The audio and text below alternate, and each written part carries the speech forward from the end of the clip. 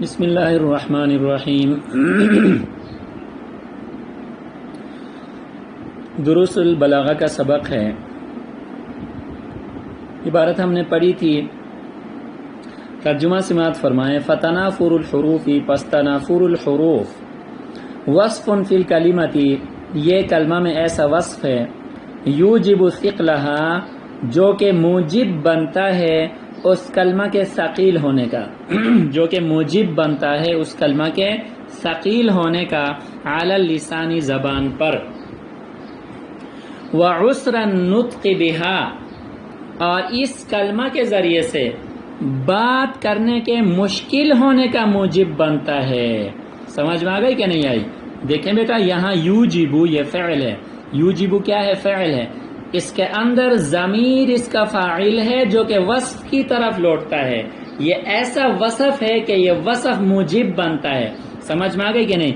ثقلہا علی اللسانی، ثقلہا، یہ ثقل جو ہے نا بیٹا، یہ کیا ہے؟ مصدر مضاف ہے، اور ہا ضمیر مرفوع، یہ جو ہے نا یہ مجرور متصل، اس کے لیے کیا ہے؟ مضاف الیہ ہے۔ سمجھ میں آئی کہ نہیں؟ علی اللسان، یہ جار مجرور مل کر یہ متعلق ہوں گے ثقل مصدر مضاف کے۔ یہ ثقل مصدر مضاف اپنے مضاف الیہ سے مل کر یہ کیا بنیں گے میرا بیٹا؟ یہ معطوف علیہ بنیں گے۔ کیا بنیں گے؟ معطوف علیہ بنیں گے۔ آگے دیکھیں، واو عاطفہ ہے، عسر النطق بہا، عسر النطق بہا، عسر یہ مصدر مضاف ہے، النطق اس کے لیے مضاف الیہ ہے۔ سمجھ میں آ گئی کہ نہیں؟ بہا، با جارہ ہے، اور ہا ضمیر یہ مجرور متصل، اس کے ساتھ کیا ہے بیٹا؟ مجرور ہے۔ یہ جار مجرور مل کر عسر مصدر کے ساتھ کیا ہوں گے؟ متعلق ہوں گے۔ عسر مصدر جو ہے نا وہ اپنے متعلق اور اپنے مضاف کے ساتھ مل کر مضاف الیہ سے مل کر یہ بنیں گے معطوف۔ سمجھ میں آئی؟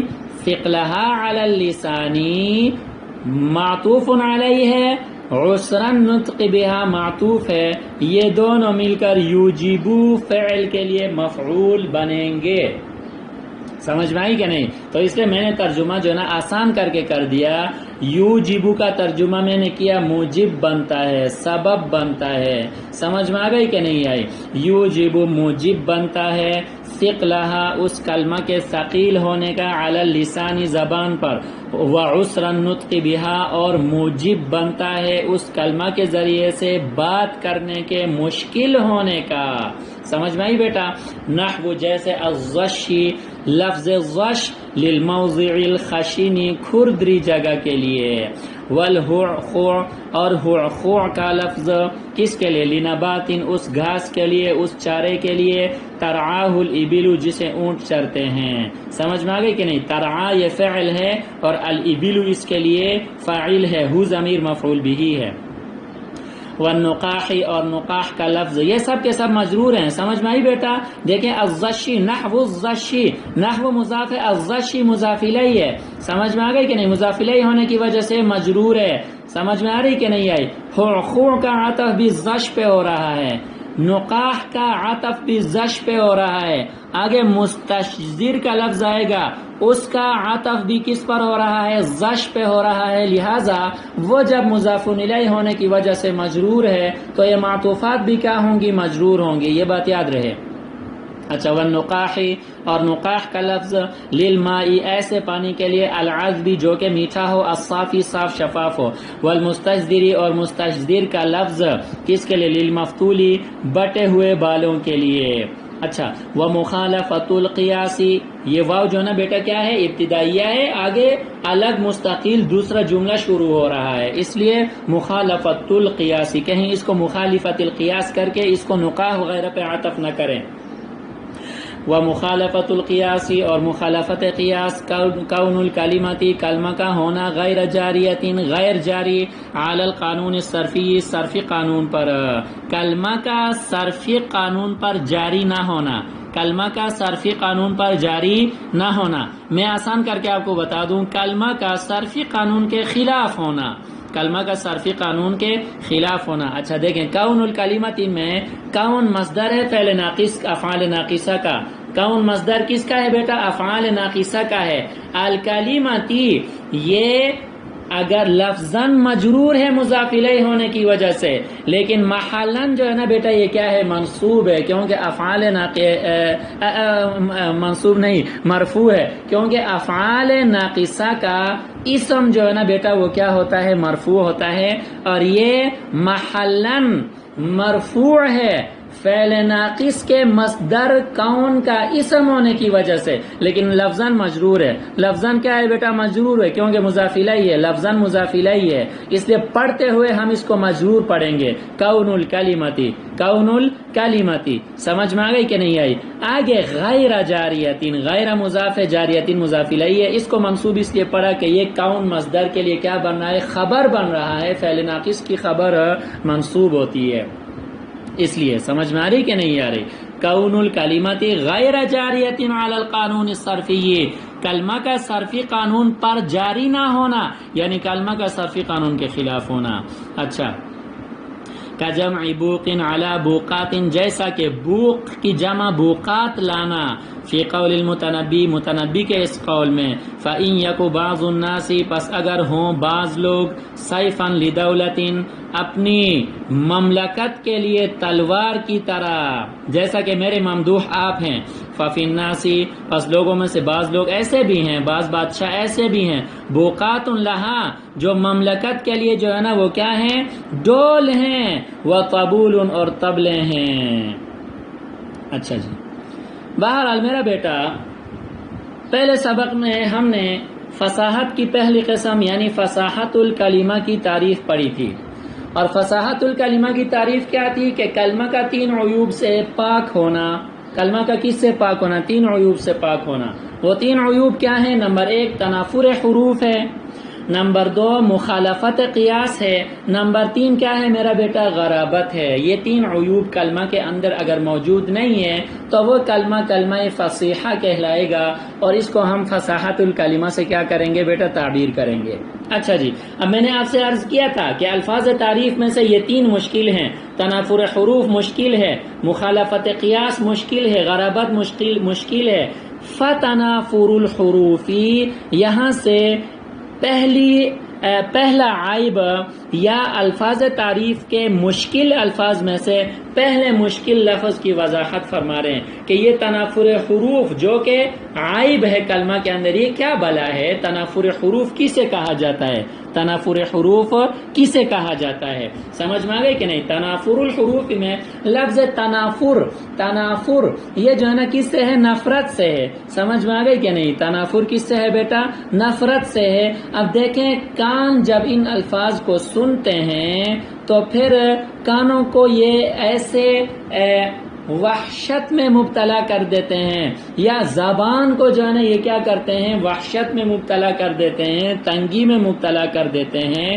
اس کے اندر حروف کا تنافر ہوتا ہے. سمجھ میں آ گئی کہ نہیں آئی؟ اصطلاح میں تنافر حروف کیا بلا ہے؟ فرمایا کہ تنافر حروف کلمہ کے اندر ایسا وصف ہوتا ہے کہ وہ وصف اس کلمہ کو زبان پر ثقیل بناتا ہے. وہ وصف اس کلمہ کو کیا کرتا ہے؟ زبان پر ثقیل بناتا ہے، اور زبان سے اس لفظ کو، اس کلمہ کو ادا کرنا مشکل ہو جاتا ہے. سمجھ میں آ رہی بیٹا؟ یعنی کسی لفظ کے اندر ایسے حروف اکٹھے ہوتے ہیں کہ ان حروف کے اکٹھے ہونے کی وجہ سے اس لفظ کی زبان پر ادائیگی مشکل ہوتی ہے، ثقیل ہوتی ہے.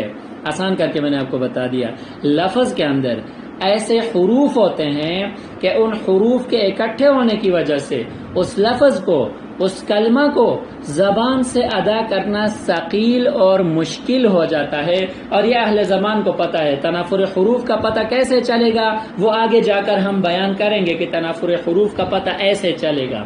سمجھ میں آ گئی کہ نہیں؟ ہر آدمی کو پتہ نہیں چلے گا، ورنہ اردو میں اگر آپ دیکھیں غش زش اگر دیکھیں بغیر تشدید کے اردو میں یہ مستعمل ہوگا، سمجھ میں آ گئی کہ نہیں آئی؟ اگر بغیر تشدید کے مثال میں عرض کر رہا ہوں، ویسے زش کا لفظ یہ عربی کا ہے، لیکن اردو میں اگر زش ہو تو کوئی بھی اس کو ثقیل نہیں کہے گا، زبان پر ثقیل نہیں ہے، خفیف ہے، لیکن عربی میں الزش ضا بھی مشدد ہے اور شین بھی مشدد ہے، سمجھ میں آ گئی کہ نہیں آئی؟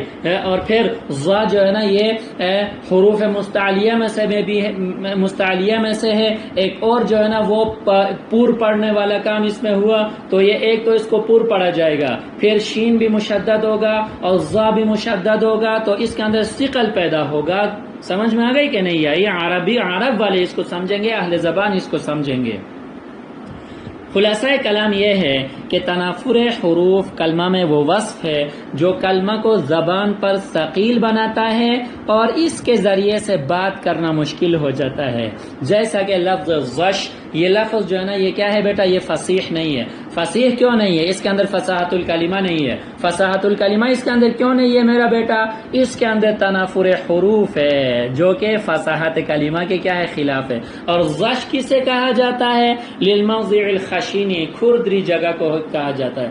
اب دیکھیں الزش زبان پر ثقیل ہوا کہ نہیں ہوا؟ ہوا۔ اگر آپ کہیں خشین زبان پر ثقیل ہوا؟ بالکل بھی نہیں ہوا۔ زبر زیر، ایک زبر ہے، ایک زیر ہے اور دو تنوین ہے، کوئی بھی حرف اس میں مشدد نہیں ہے، حروف مشددہ کا تکرار نہیں ہے، سمجھ میں آ رہی بیٹا؟ اچھا آگے دیکھیں، خوع، دوسرا لفظ جو ہے نا ثقیل لفظ خوع ہے۔ خوع یہ فصیح لفظ نہیں ہے، کیوں؟ فصاحت الکلمہ اس کے اندر نہیں ہے۔ فصاحت الکلمہ کیوں نہیں ہے؟ فصاحت الکلمہ اس لیے نہیں ہے کہ اس کے اندر تنافر حروف ہے، سمجھ میں آ گئی کہ نہیں آئی؟ دیکھیں سارے حروف حلقی جو ہے نا وہ ایک ہی کلمہ میں اکٹھے ہوئے ہیں، خوع، سمجھ میں آ گئی کہ نہیں؟ اس کو تلفظ کرنا خود ہمارے لیے بھی مشکل ہو رہا ہے، سمجھ میں آئی کہ نہیں آئی؟ اب دیکھیں یہ کس کو کہا جاتا ہے؟ لنبات ترعاہ الابل، ایک گھاس ہے کہ جس کو اونٹ چرتے ہیں، اس کے لیے خوع کا لفظ استعمال کرتے ہیں، اور یہ زبان پر ثقیل ہے، لہذا تنافر حروف اس کے اندر ہے۔ جب تنافر حروف اس کے اندر ہے تو یہ کلمہ فصیحہ نہیں ہے، فصاحت الکلمہ کے خلاف ہے۔ یاد رہے یہ ساری مثالیں تنافر حروف کی ہیں۔ والنقاح، نقاح کا لفظ للماء العذب الصافی، میٹھے صاف شفاف پانی کے لیے۔ نقاح کا لفظ اہل زبان کے نزدیک یہ بھی جو ہے نا بیٹا کیا ہے؟ ثقیل ہے۔ اہل زبان کے نزدیک یہ بھی کیا ہے؟ ثقیل ہے، تنافر حروف ہے، لہٰذا یہ کلمہ فصیحہ نہیں ہے۔ مستشزر، سمجھ میں آ گئی کہ نہیں ہے؟ یہ بھی اہل زبان کے نزدیک ثقیل ہے زبان پر۔ اور مفتول، بٹے ہوئے بالوں کو کہا جاتا ہے مفتول، سمجھ میں آ گئی کہ نہیں آئی؟ بہرحال بٹے ہوئے بالوں والوں کے لیے مستشزر کا لفظ استعمال کرنا۔ اچھا جی، اور یہ مستشزر کا لفظ اہل زبان کے نزدیک کیا ہے؟ یہ بھی ثقیل ہے، تو لہٰذا یہ الزش، خوع، نقاح اور مستشزر یہ ایسے الفاظ ہیں جو کہ فصیح نہیں ہیں، یہ کلمہ فصیحہ نہیں ہے۔ کلمہ فصیحہ کیوں نہیں ہے؟ اس لیے نہیں ہے کہ ان کے اندر تنافر حروف ہے، کیونکہ اہل زبان کے نزدیک یہ زبان پر ثقیل ہیں اور ان کی ادائیگی میں زبان کو دشواری کا سامنا کرنا پڑتا ہے۔ خلاصہ کلام یہ ہے کہ تنافر حروف کہا جاتا ہے کہ ایسے وصف کو کہ وہ وصف کلمہ کو زبان پر ثقیل بنانے کا موجب بنتا ہے اور زبان پر اس کو ادا کرنا مشکل ہو جاتا ہے۔ میں نے آسان کر کے آپ کو بتا دیا تھا کہ کلمہ میں حروف کا اس انداز میں اکٹھے ہونا کہ وہ زبان پر ثقیل ہو جائیں اور زبان سے ان کو ادا کرنا مشکل ہو جائے تو اس کو تنافر الحروف کہا جاتا ہے، کیونکہ حروف ایسے انداز میں اکٹھے ہوتے ہیں کہ انسان کی عقل سلیم، طبع سلیم اس سے نفرت کرتی ہے۔ انسان کی عقل سلیم اس سے کیا کرتی ہے؟ نفرت کرتی ہے۔ حروف ایسے انداز میں اکٹھے ہوتے ہیں، سمجھ میں آ گئی کہ نہیں آئی؟ بہرحال ذرا سبق جتنا پڑھا ہے اس کو سمجھنے کی کوشش کریں اور اچھی طرح اس کو یاد کریں۔ جو دوسرا عیب ہے فصاحت الکلمہ کے خلاف وہ ہے مخالفت قیاس، اس کے حوالے سے انشاءاللہ اگلے درس میں بات کریں گے۔ اللہ تعالی ہم سب کو علوم بلاغت کو سمجھنے کی، قرآن و حدیث کا جو اعجاز بلاغت ہے اس کو سمجھنے کی توفیق عطا فرما دے۔ وآخر دعوانا ان الحمدللہ رب العالمین۔